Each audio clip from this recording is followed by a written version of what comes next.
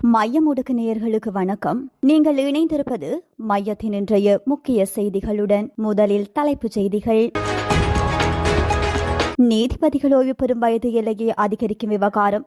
ஜனாதிபதியிடம் சட்டத்தரணிகள் சங்கம் விடுத்த இறுதி கோரிக்கை. கிளிநொச்சியில் மணல் அகழ்வில் ஈடுபட்ட 6 வாகனங்கள் பறிமுதல். குறிவிட்ட சிறைச்சாலை மோதலில் உயிரிழந்த கைதிகள் வெளியான பிரேத பரிசோதனை அறிக்கை. 59 வணிக கப்பல்களை திருப்பி அனுப்பிய அமெரிக்கா. ஹோர்மோஸ் அதிரடி.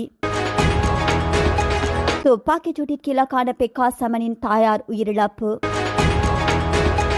உயிர்த்த ஞாயிறு பயங்கரவாத தாக்குதல் வழக்கின் இறுதி கட்டம். நடுக்கத்தில் பிள்ளையான். காணாமலாக்கப்பட்டோருக்கான சர்வதேச மாநாடு. முன்னெடுக்கப்பட்ட கலந்துரையாடல். வெலிக்கடை சிறையில் பூஜித் ஹேமசிறி. சிறைக்குள் நடப்பது என வெளியான முக்கிய தகவல். சிறையில் இம்ரான்கான் மரணம். வெடித்த சர்ச்சை.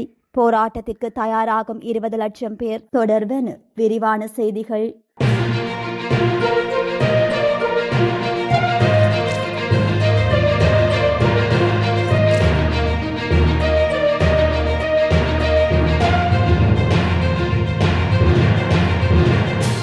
நீதிபதிகளின் ஓய்வு பெறும் வயது எல்லையை அதிகரிப்பது தொடர்பில் நிபுணர்களூடாக விரிவான கலந்துரையாடலை நடாத்தி தீர்மானங்கள் முன்னெடுக்கப்பட வேண்டும் என இலங்கை சட்டத்தரணிகள் சங்கம் ஜனாதிபதியிடம் கோரிக்கை விடுத்துள்ளது. ஜனாதிபதி அனுரகுமார திசாநாயக்கவுடன் நேற்று பிற்பகல் நடத்தப்பட்ட கலந்துரையாடலின் போதே இந்த கோரிக்கையை முன்வைத்ததாக இலங்கை சட்டத்தரணிகள் சங்கத்தின் தலைவர் சட்டத்தரணி ரஜீவ் அமரசூரிய தெரிவித்துள்ளார். ஜனாதிபதியுடனான கலந்துரையாடலின் பின்னர் ஊடகங்களுக்கு கருத்து தெரிவித்த போது அவர் இந்த விடயத்தினை குறிப்பிட்டுள்ளார். கிளிநொச்சி தர்மபுரம் போலீஸ் பிரிவுக்குட்பட்டு கல்லாறு பகுதியில் சட்டவிரோத மணல் அகழ்வில் ஈடுபட்டதாக கூறப்படும் 5 டிப்பர் வாகனங்கள் மற்றும் உளவு இயந்திரம் ஒன்று சிறப்பு அதிரடி படையினரால் நேற்றைய தினம் பறிமுதல் செய்யப்பட்டுள்ளது. வேறு பகுதியைச் சேர்ந்த மணல் அனுமதி பத்திரத்தை பயன்படுத்தி குறித்த பகுதியில் தொடர்ச்சியாக மணல் அகழ்வு இடம்பெற்று வருவதாக சிறப்பு அதிரடி படையினருக்கு கிடைத்த ரகசிய தகவலின் அடிப்படையில் இந்த திடீர் சுற்றிவளைப்பு மேற்கொள்ளப்பட்டுள்ளது. இதன்போது மணல் அகழ்வில் ஈடுபட்டிருந்த 5 டிப்பர் வாகனங்களும் உளவு இயந்திரம் ஒன்றும் கைப்பற்றப்பட்டதுடன் அவற்றின் சாரதிகளும் கைது செய்யப்பட்டுள்ளனர். கைது செய்யப்பட்ட சந்தேக நபர்களும் பறிமுதல் செய்யப்பட்ட வாகனங்களும் மேலதிக சட்ட நடவடிக்கைகளுக்காக தர்மபுரம் போலீஸ் நிலையத்தில் ஒப்படைக்கப்பட்டுள்ளனர். சம்பவம் தொடர்பில் தர்மபுரம் போலீசார் மேலதிக விசாரணைகளை முன்னெடுத்து வருவதுடன் சம்பந்தப்பட்ட டிப்பர் வாகனங்கள் மற்றும் உளவு இயந்திரத்தின் சாரதிகள் போலீஸ் பிணையில் விடுவிக்கப்பட்டுள்ளனர்.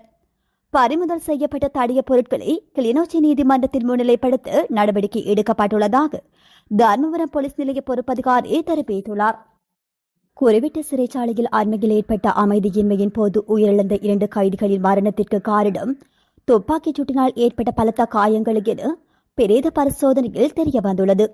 ரத்னபுரி போதனா வைத்தியசாலையில் மேற்கொள்ளப்பட்ட பிரேத பரிசோதனை அறிக்கையின்படி இந்த தகவல் தெரிவிக்கப்பட்டுள்ளது. இதன் அடிப்படையில் ஒரு கைதியின் தலையிலும் மற்ற கைதியின் மார்பிலும் துப்பாக்கி குண்டுகள் பாய்ந்தமிலாலேயே குறித்த உயிரிழப்புகள் ஏற்பட்டுள்ளன. இந்த அமைதியின்மை சம்பவத்தில் 2 கைதிகள் உயிரிழந்ததுடன் மேலும் 12 பேர் காயமடைந்தனர். சிறைச்சாலைக்குள் ஏற்பட்ட இந்த அசாதாரண சூழலை கட்டுப்பாட்டிற்குள் கொண்டு வருவதற்காக கண்ணீர் புகை தாக்குதல்கள் மற்றும் துப்பாக்கிச்சுடன் நடாத்த வேண்டியிருந்ததாக அமைச்சர் ஹர்ஷன நாணயக்கார தெரிவித்திருந்தார். இந்த நிலையில் நிலைமையை கட்டுப்படுத்துவதற்காக காவல்துறையினருக்கு மேலதிக காவல்துறை விசேட அதிரடிப்படை கலகம் எடுக்கும் பிரிவு மற்றும் ராணுவமும் வரவழைக்கப்பட்டு நடவடிக்கைகள் எடுக்கப்பட்டிருந்தது. இதற்கு முன்னரும் நீர்கொழும்பு மகர புதிய மெஹசின் மற்றும் பள்ளன்சேன ஆகிய சிறைச்சாலைகளில் இதுபோன்ற அமைதியின்மை சம்பவங்கள் பதிவாகியிருந்தமை குறிப்பிடத்தக்கது. ஈரான் மீதான கடற்படை முற்றுகையை மீண்டும் தீவிரப்படுத்தியதை தொடர்ந்து அந்நாட்டு துறைமுகங்களுக்கு செல்ல முயன்று 59 வணிக கப்பல்களை அமெரிக்க படைகள் தடுத்து திருப்பி அனுப்பியுள்ளதாக தெரிவிக்கப்பட்டுள்ளது. அமெரிக்க மத்திய கட்டளையகம் இதனை தெரிவித்துள்ளது. இதன் அடிப்படையில் அமெரிக்காவின் உத்தரவை மீறி செல்ல முயன்ற 3 கப்பல்கள் செயலிழக்க செய்துள்ளதுடன் 2 கப்பல்களில் நேரடி சோதனைகளும் நடாத்தப்பட்டுள்ளன. ஜூலை மாதம் 14 முதல் மீண்டும் நடைமுறைக்கு வந்த இந்த முற்றுகை நடவடிக்கைகளை மத்திய கட்டளையகம் உறுதிப்படுத்தியுள்ளது. ஹார்மோஸ் நீரிணையில் அமெரிக்க கடற்படை அமைத்துள்ள இந்த முற்றுகையை ஜனாதிபதி டொனால்டு டிரம்ப் எறும்பு சுவர் என வர்ணித்துள்ளார். மறுபுறம் அமெரிக்கா விதித்துள்ள நிபந்தனைகளை ஏற்கும் வரை கடல் வழித்தடம் திறக்கப்பட மாட்டாது என ஈரான் திட்டவட்டமாக தெரிவித்துள்ளமை குறிப்பிடத்தக்கது. மெத்தனிய உல்கிட்டியாவ பகுதியில் துப்பாக்கிச் சூட்டுக்கு இலக்கான ஒழுங்கமைக்கப்பட்ட குற்றவாளியான பெக்கோ சமனின் தாயார் உயிரிழந்துள்ளார். நேற்று மாலை இந்த துப்பாக்கிச் சூட்டு சம்பவம் இடம்பெற்றிருந்தது. துப்பாக்கிச் சூட்டுக்கு இலக்கான அவர் வைத்தியசாலையில் அனுமதிக்கப்பட்ட நிலையில் உயிரிழந்துள்ளதாக தெரிவிக்கப்பட்டுள்ளது.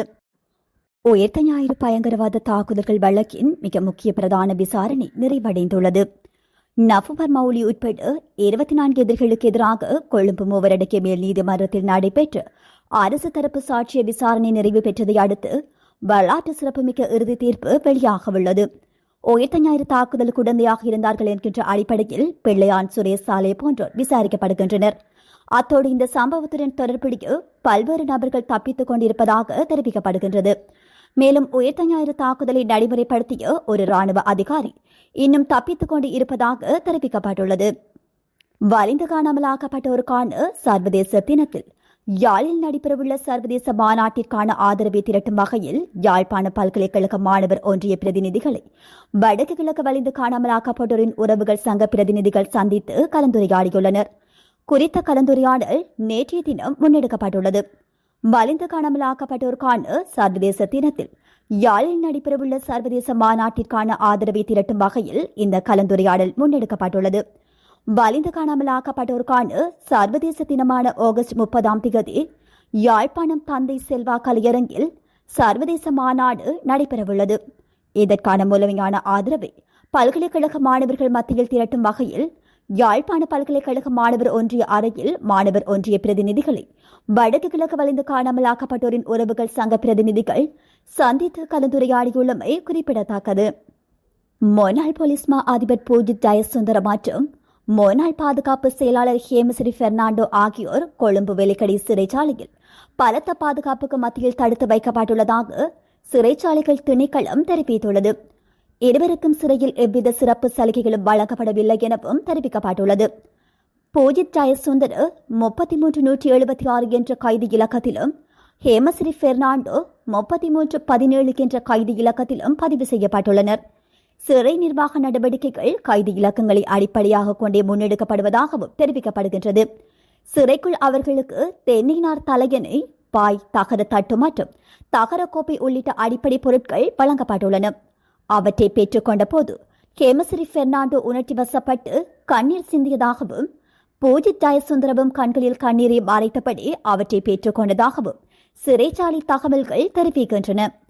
இருவரும் மரண தண்டனை கைதிகள் தடுத்து வைக்கப்படும் H1 சிறை அறையில் நிமல் என்ற மற்றொரு கைதியுடன் தங்க வைக்கப்பட்டுள்ளதாக தெரிவிக்கப்படுகின்றது.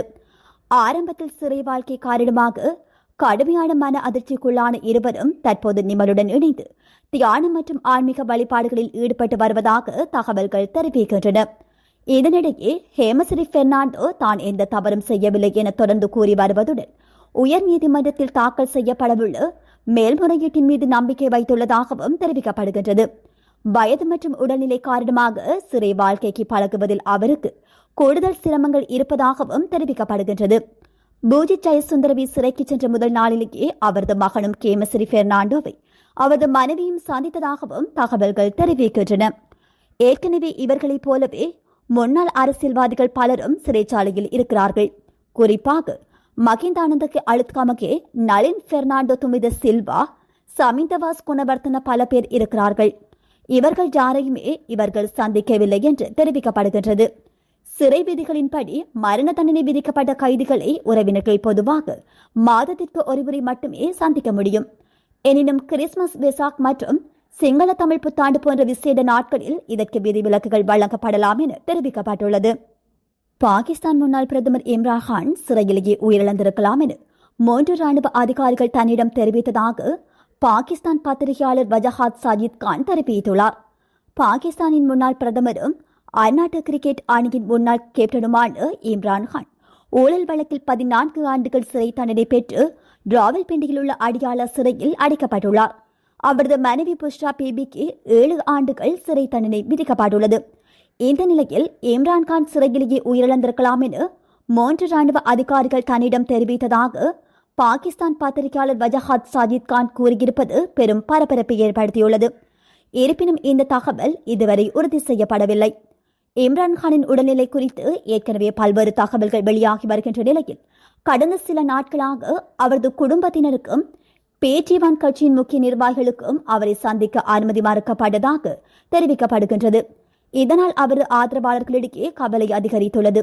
இதற்கிடையே இம்ரான்கானுக்கு ஏதேனும் நடந்தால் 20 லட்சம் பேர் தெருவில் இறங்கி போராட்டம் நடத்த தயாராக இருப்பதாக அவரது பேச்சிவான் கட்சி தெரிவித்துள்ளது.